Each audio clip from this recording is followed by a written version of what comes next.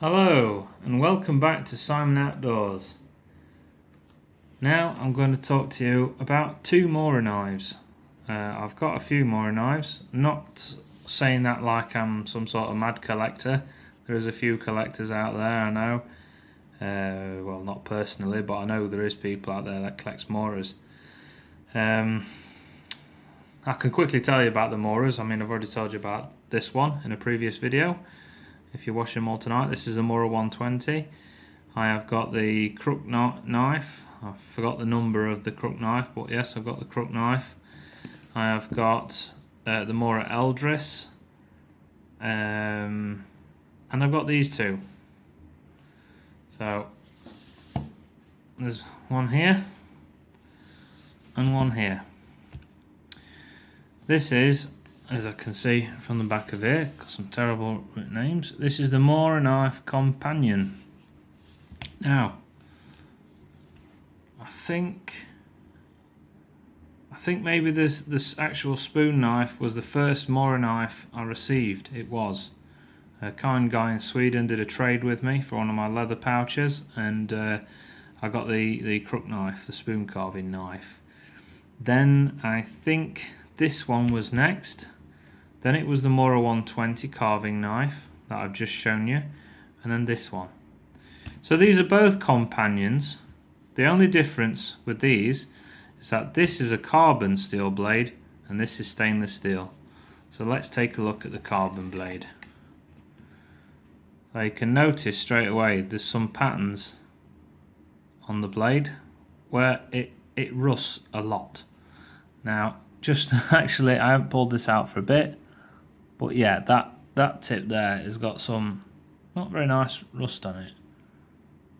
It could probably do with going on a strop and cleaning up. But yeah, as you can see, that's the carbon steel. Some folks go, "Oh, you don't look after your knives," but I do look after my knives. I always used to think that I'd prefer a carbon steel blade, reason behind a very well-known pocket knife, Opinel. I carried an Opinel for 13-14 years. Then, due to the legality of it, I've switched to a knife that I found in a family friend's garage clearance. That is non-locking. So, just a second, I've just got to tap the screen because it says my battery is going to die. So basically, yeah, this is the stainless steel one. I use this for food prep, so you might, oh yeah, needs to get that clean. So yeah, I'll get that stropped up. This one is a very special one. It's just your bog standard Mora companion, and yeah, you can say that needs a clean. I haven't cleaned this since I did the reindeer carving in the garden when I did that film. But I do really like this knife because it's got memories with it. I volunteered at the Bushcraft show last year, and I really hope to go again this year to volunteer on setup, and then hopefully volunteer with my friends at Bushcraft Tools teaching primitive firelighting. So this is the stainless model, as you can see. So that's just muck on here, there isn't actually any rust.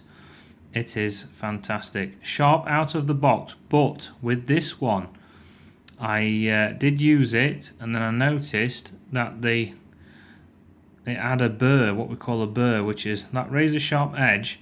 Sometimes you have a little flap of metal that folds over, so then you just need a stone to take that off. And luckily at the Bushcraft show I just traded a guy, same again, one of my leather pouches, for a DC4 sharpening stone. He didn't like it. I was like, oh yeah, great, I'll trade for one of those because they're very expensive, I can't afford one. So I got my DC4, got my Mora knife, just spent a few minutes doing that, and it's razor sharp. I could shave with it. So I do like that knife. So although I've got my Koodman, which is my main bushcraft knife, I do like to get this one out and use this. As well as that Norwegian knife that I've found again now, which I've mentioned a couple of times, I think, in different films, and I'll probably get that and show you another day. So there are the two companions. Someone once did say to me, because I said it's a shame Mora don't do a stainless steel knife with a serrated blade, because the main reason I use this for food prep or should I say, not the main reason. What I actually do with food prep is cutting bread, cutting cobs open and things like that, or cutting sausages apart, that sort of thing. So I'm not using my knife that I've been carving some wood and cutting mushrooms and all things like that, different fungi, and yeah, I've got a dedicated knife for food prep. So maybe one day, who knows, maybe Mora will go, oh, that guy's, you know, giving us a promotion, we'll promote him with a knife for cutting his cobs. So thank you very much for watching Simon Outdoors. I can't even get a whole thumbs up on camera. And I'll see you again soon, where I'll talk to you about some more tools. But yeah, I ain't got a tape measure with me to give you a measurement of this blade. So I put it over my hand, so it's just over 4 inches long, something like that. I don't actually like blades that long. I'd say if the blade was only to there, I'd be quite happy with it, but I've used it. See, that's why I like the Koodman, my main bushcraft knife, as well, because it's got a shorter blade. Yeah, I just like working with that. So right, I'll join you again in another video.